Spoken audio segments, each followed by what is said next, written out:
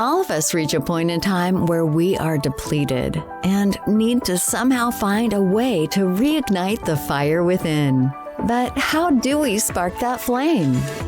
Welcome to Reignite Resilience, where we will venture into the heart of the human spirit.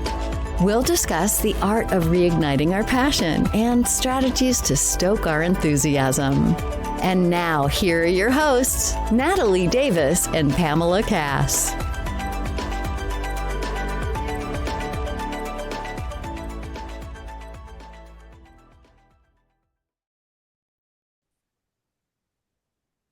Welcome back to another episode of Reignite Resilience. I am your co-host, Natalie Davis, and I am so excited to be back with all of you today. And joining me, of course, is Pam Cass. Pam, how are you today? I am fabulous today. I just, we've been doing this for 2 years now. Mm-hmm. And a lot of times we record and we post them and we don't get feedback a lot of times from people, every once in a while. Yes. And our marketing person just shared a message that came across our Instagram account, and it was a girl I went to high school with. I have not spoken to her since high school, and she found our podcast and just shared how important this has been and how much it's impacted her. And it's just one of those things where you're like, okay, well, this is why we do this, I love that. I mean, we're meeting incredible people, and we do this because we absolutely are passionate about this and creating this community. But when you get those messages, you're like, oh, okay, so it's working. Oh, absolutely. I love that. What a great testimonial. I love that piece. I love hearing those stories as well because I often get feedback and comments from my partner, and then I know when we have a ton of nuggets because he'll mention, "Oh, I had to listen to it twice because I had to take so many notes." I'm like, "Oh, well, that's a good thing." Yeah, that's a very good thing. I love it. I am so excited to introduce our listeners to our special guest that we have today because I mean, if we're talking about individuals that have overcome adversity, I think this is a person that absolutely has. I mean, we all have, but we get the honor of hearing some of his journey today. So, Pam, why don't you share with our listeners who's joining us? Yeah, I'm excited for this one. So, when I am part of a speaker academy right now, and I love to move around the room so that I can sit next to different people every time I go. And I had the honor of sitting next to our guest, Aaron, who told me a little bit about his story, a very little bit about his story, because after I read some of his bio, I was like, oh my gosh, there's so much more to his story. And so asked if he would join us. And so I'm so grateful he's here. So today we have Aaron Ragon. He is a keynote speaker, education leader, and licensed therapist with 20 years of experience in mental health and student support. He serves as a partner of student support in Cherry Creek School Districts and an adjunct professor at the University of Denver, drawing from global experiences in Alaska, Antarctica, and Nepal. He brings a unique perspective filled with warmth, humor, and candor to all of his endeavors. Welcome. We are so honored to have you with us today. And I'm going to hand it over to you for you to share your story because you've got quite a few. Well, thank you for having me. Yeah. I'm really honored to be here. Okay, so I am gonna share a story that I don't get the opportunity to share a lot. And to give you a little background, when I was in college, I was a broke college student, and I had a group of friends, and we were all broke together.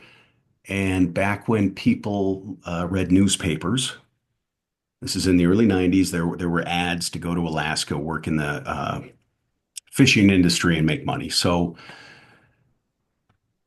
a group of us traveled up there. We ended up missing the window for hiring, and we were about to go broke. We were camping. We were pooling our money just to survive. And we ended up getting a job at the last minute in remote Bristol Bay in this area near the village of Egegek. And so if you imagine that Alaska has that beard that extends out into the ocean. We were at the base of the Beard, which is in Bristol Bay.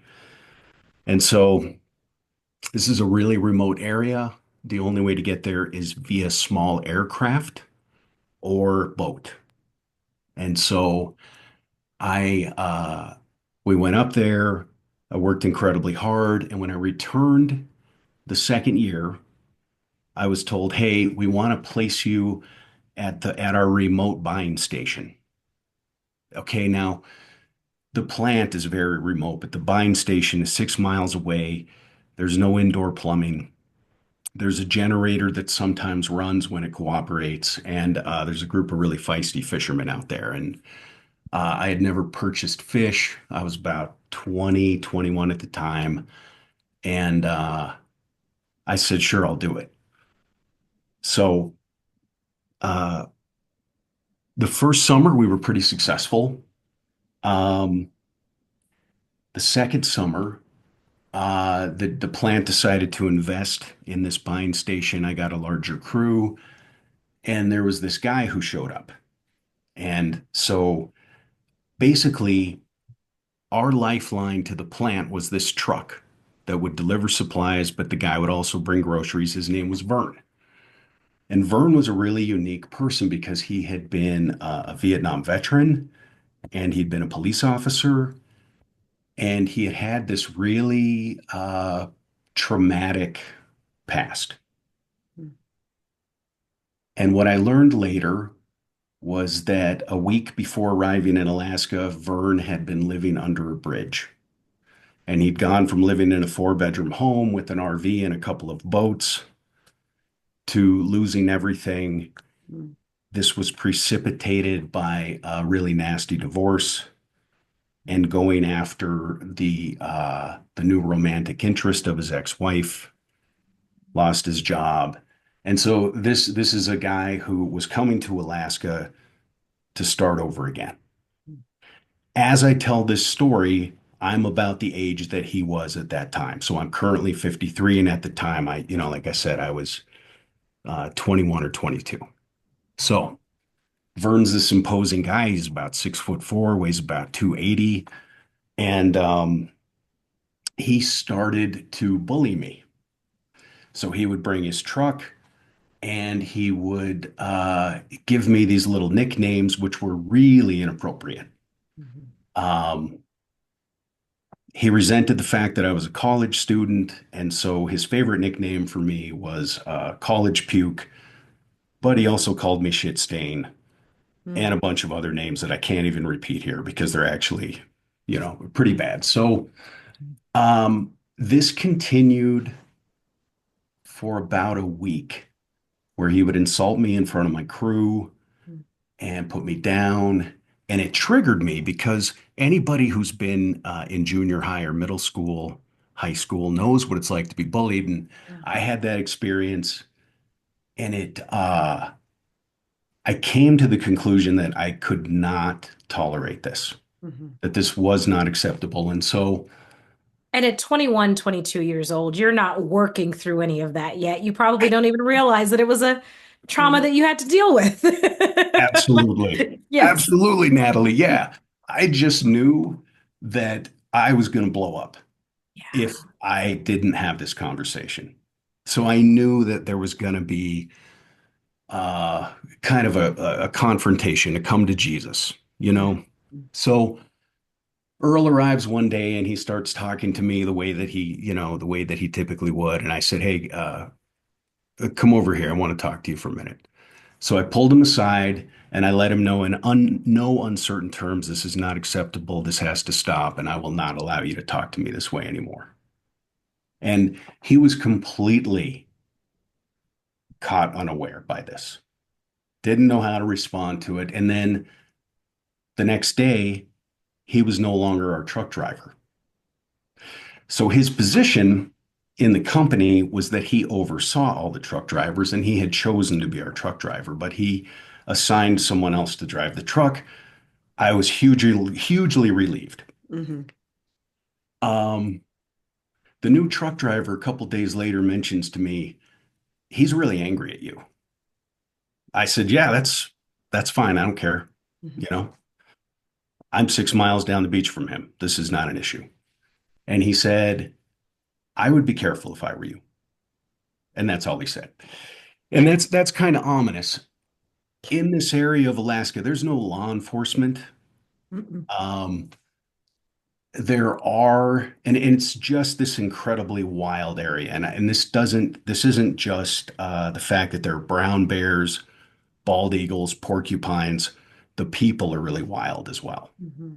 And so um, it's an environment that can be really dangerous. And so I just kind of filed that away.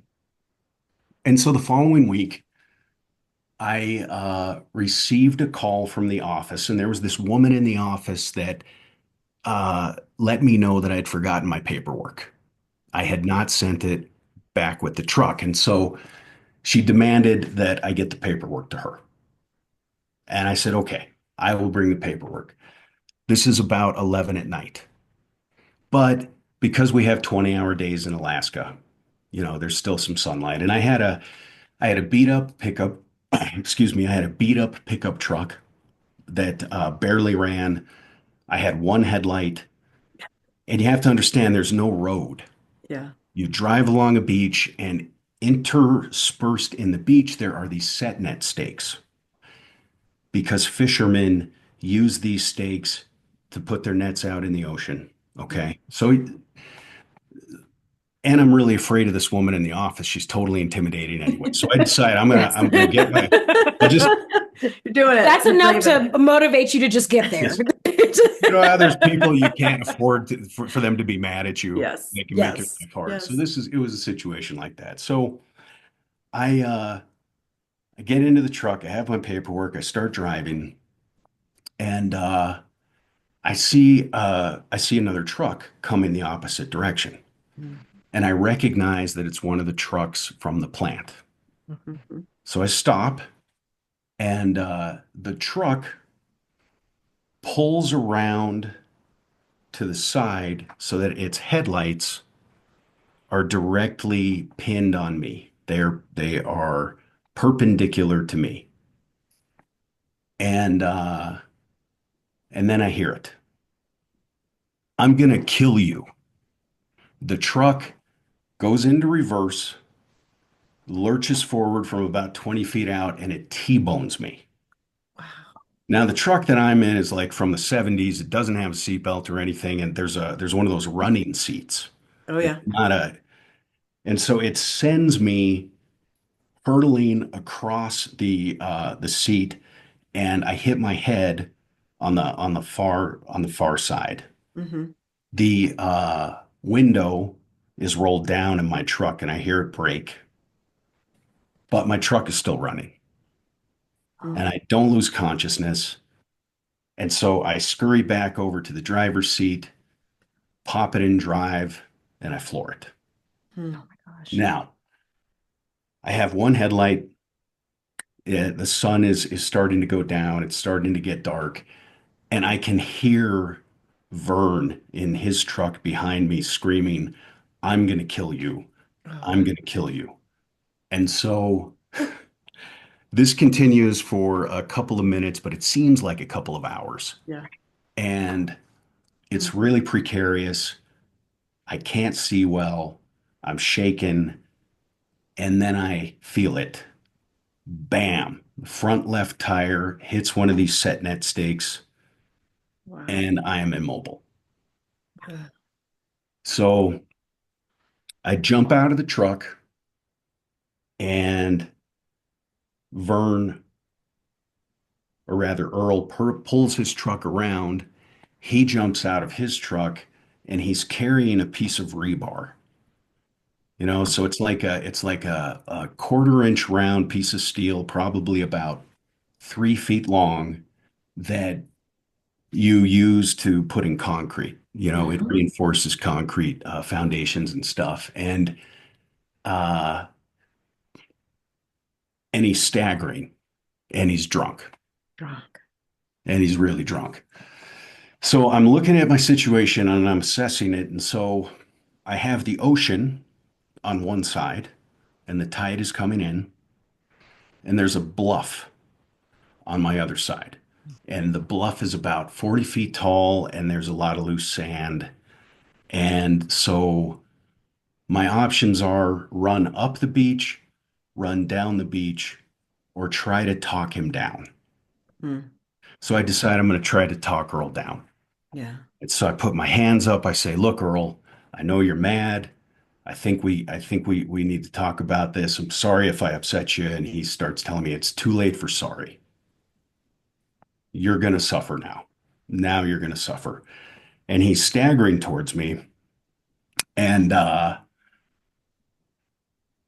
it's this moment that felt kind of surreal. And I started thinking to myself, okay, I was about 3 years out of playing high school football. Mhm. And from playing high school football, I was still in decent shape. And I know that Earl has a bad knee, and I know that he's drunk. Mhm. So I decide that I am going to try and take his legs out from under him and wrestle that piece of steel from him. Yeah. And so I'm talking to him, walking towards him. He's making threatening motions to me. He's calling me all kinds of names. He's raising his voice. He's yelling. He's shouting. And at one point, there's a pair of lights that show up, probably a quarter mile down the beach. He turns to look at the lights. I tackle him. So he's about 6 feet away. He goes to the ground.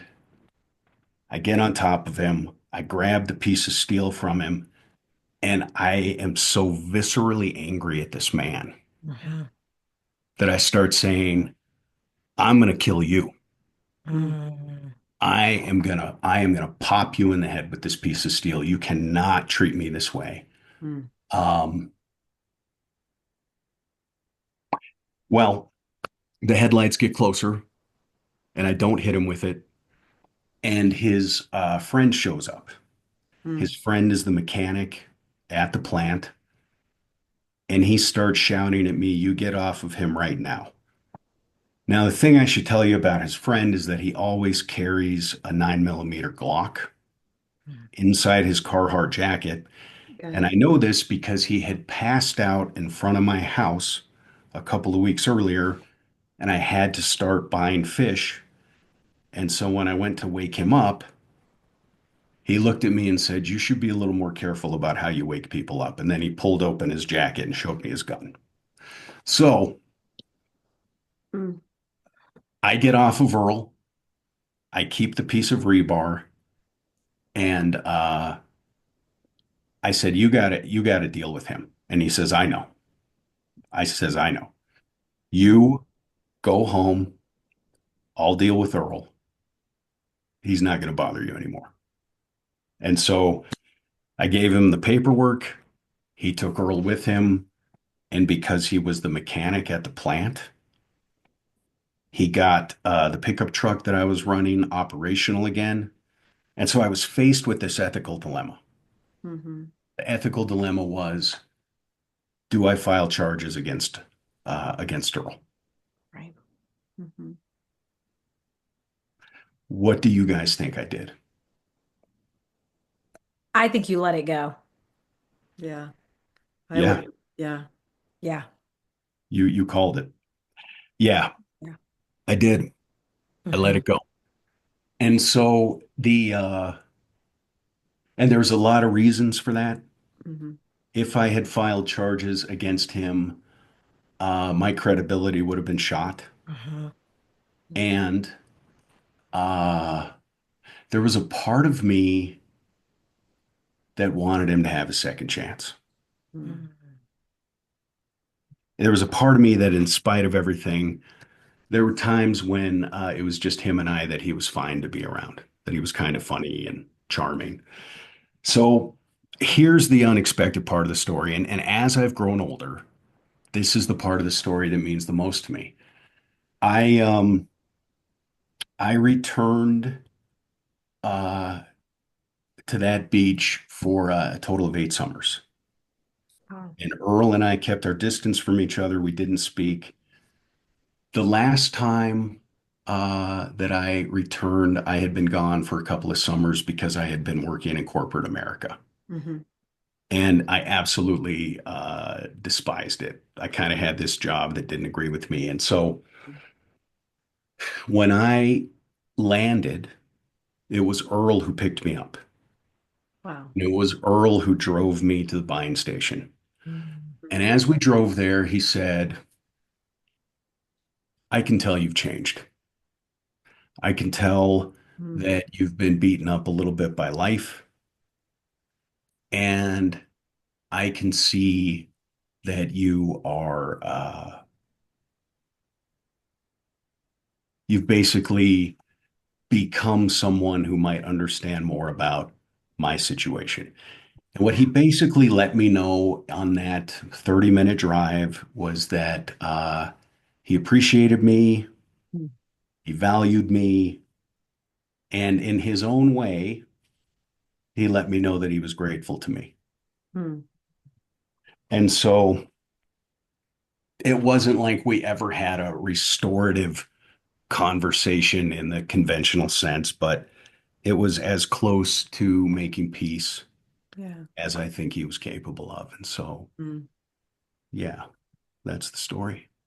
Wow. Wow. What a And that story. was your final summer there. That was my last summer.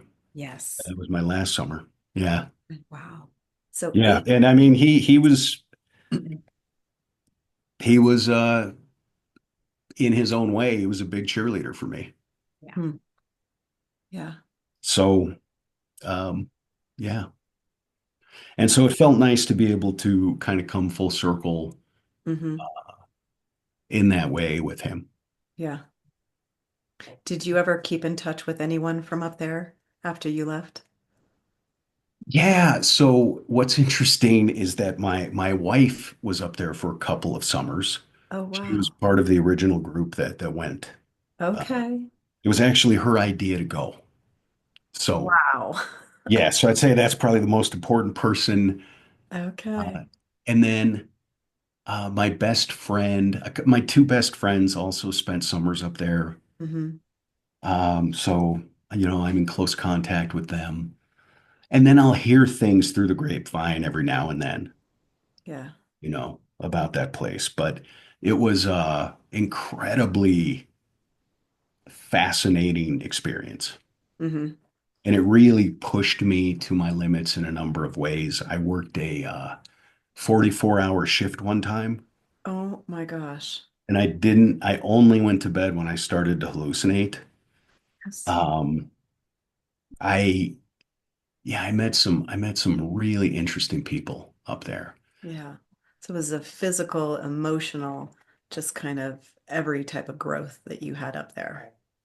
It was, it was. And in the backdrop of this is one of the most significant biological events on Earth, with one of the biggest salmon runs in the world, Mhm. Hmm. naturally occurring salmon runs. And so Mm. there's this collective experience where people are working really hard Yeah. for really long periods of time. And so Mm. in looking back at it, I really feel like it was a rite of passage. Yeah. Mhm. Yeah. Absolutely. And I imagine some of that experience is carried over to everything that you do today. Oh, absolutely. So I work with high risk youth, Yeah. high risk, high potential kids, and yeah, I think the lessons that I've learned there are imprinted on my soul. Hmm. Kind of like Alaska is. There's a little piece of me that belongs, Wow. to Alaska Yeah. and always will. Yeah. That's incredible.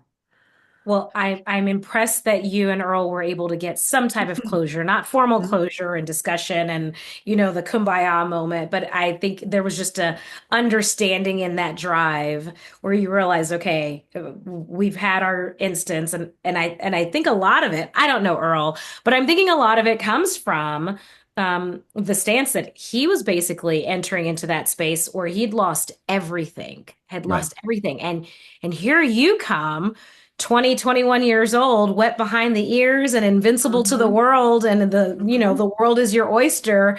And he's like, you just wait. It's Yeah. not what you Yeah. think. Yeah. Yeah. So That rite of is, passage, I think, is such an Yeah. appropriate description for that. you know, it was such a fascinating experience to me that I wrote an honors thesis on it. Yeah. Really? It's entitled Trial by Fishing, Male Initiation in Remote Alaska. Oh, Yes. wow. Perfect. Yeah, and so as a part of that, I interviewed a lot of people and I took field notes. And this was a different summer than when Earl attacked me. But yeah, I had a conversation with someone who had homesteaded Oh, with his girlfriend on this frozen lake for 9 months.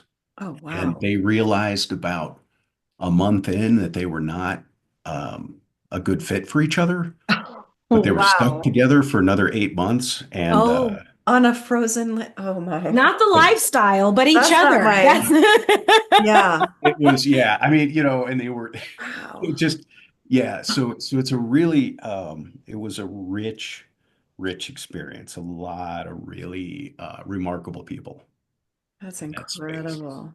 Yeah. Incredible. That's amazing. Oh my That is God. amazing. Well, Aaron, tell us, let's take a step back because we started this story by sharing that you were in college and broke with your broke college friends. I think many of us can relate to that. It's so interesting. I just thought Most about that college too. I was kids. like, my college friends were also broke. That's I think most college kids are. When you said yeah, broke college kids, I felt like it's kind of like an it oxymoron. goes together. It's the It same goes thing. together. But what was your journey there? Was that something that you were looking forward to in terms of going to college and graduating and entering into corporate America, or were you just there by happenstance because it was the next thing to do? That's a really good question, Natalie. And so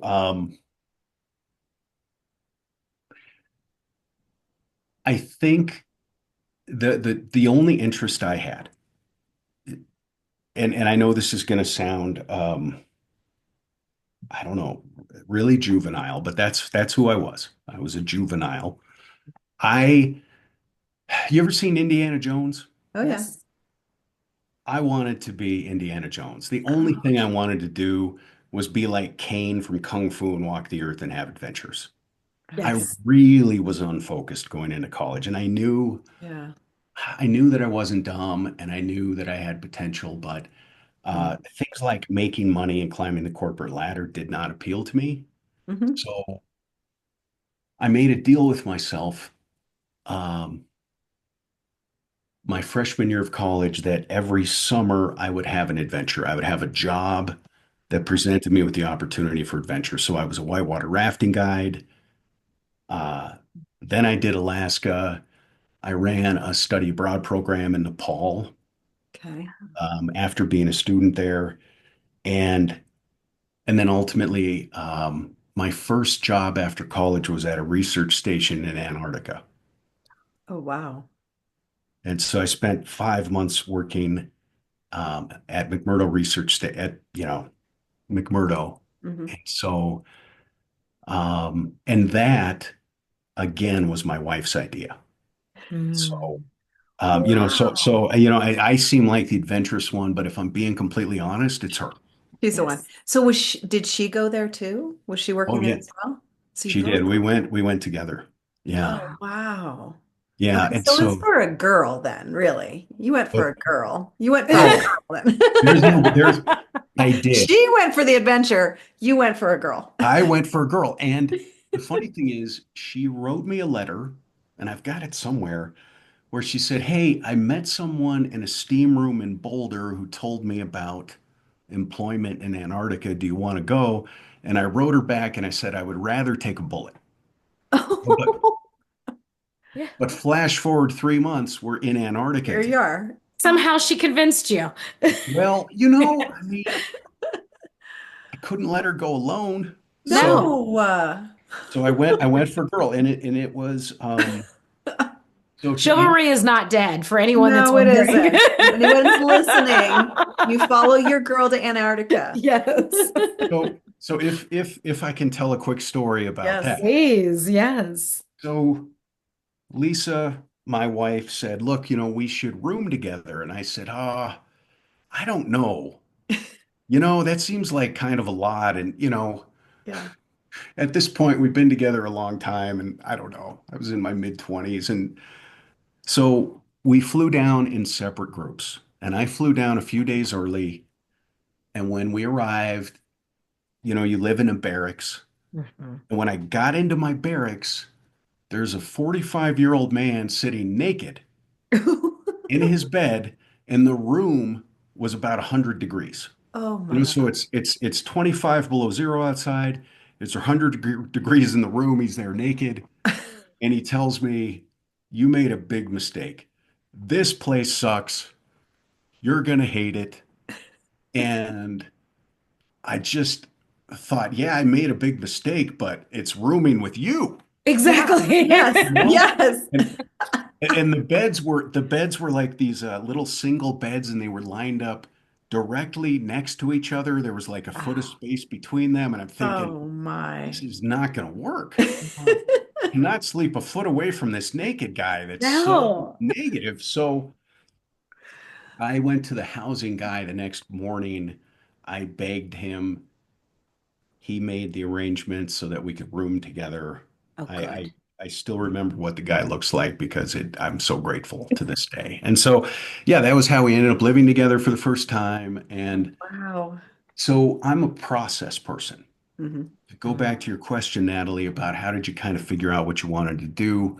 Yeah. It evolved over time, and I slowly came to realize that my passion was education. Mm. Mhm. Yeah. So, um, yeah, and I think, I ultimately became a school counselor. That's what I do by trade. But I kind of wanted to be that adult for kids who were like me and just kind of untethered, Yeah. Right. lacking direction, Hmm. needing a trusted adult to have a conversation with. And so, yeah, I feel incredibly lucky to do something that I love. Hmm. Yeah. Yeah. And so that's a very long answer to a very straightforward question. No, that's great. Well, and what was your journey to get to being a school counselor? What did that journey look like? Because these others, quite honestly, sound like side quests that Yes, were yes. happening along the way. They were side Yeah. quests. Okay, Yes. Yeah. Yes. so I mentioned that I had returned to Alaska after working in corporate America. Hmm. So Yes. I worked for this phone company called US West. Oh, yes. They no longer exist, but I answered incoming calls from customers, and it was just soul killing. Everything that I did was observed and measured, and there was this. I had to ask for permission to go to the bathroom. Oh, It wow. was it was not, it was not good. Hmm. And my wife Lisa was also there, and we had had these incredible experiences in our 20s, and it was kind of soul killing. So we did a bunch of research. We applied to the Peace Corps, and we applied to this thing called the Japanese Exchange Teaching Program. Okay. We were on our way to Ghana Hmm. at the headwaters of the Amazon. And that's where we were going to be placed Hmm. with the Peace Corps. And then we found out that we were medically disqualified because Lisa is allergic to peanuts. Peanuts are a big part of the local diet. Okay. Our backup was Japan.